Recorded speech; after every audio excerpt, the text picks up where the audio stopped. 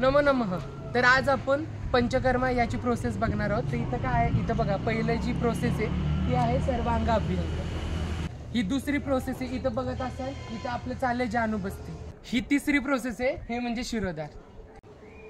आता हे तुम्ही ओळखलंच असाल, हे काय नाडी.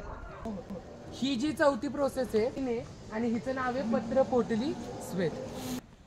ही जी प्रोसेस आहे या प्रोसेसचं नाव आहे कटिबस्ती. आता आपण पाहू शकता हे आहे नस्य.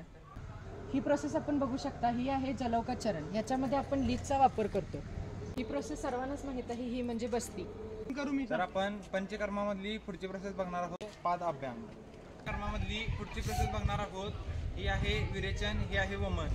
आता आपण बघणार आहोत उद्वर्तन. तर उद्वर्तनच्या वेळेस अंगाला उठणं लावले जाते. हे आहे अवगाह स्वेद.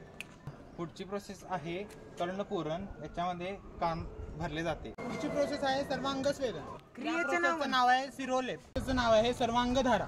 या प्रोसेसचं नाव आहे शिरोबस्ती. प्रोसेसचं नाव आहे तर्पण. या प्रोसेसचं नाव आहे ग्रीवाबस्ती. या प्रोसेसचं नाव आहे पादाढात. बरोबर.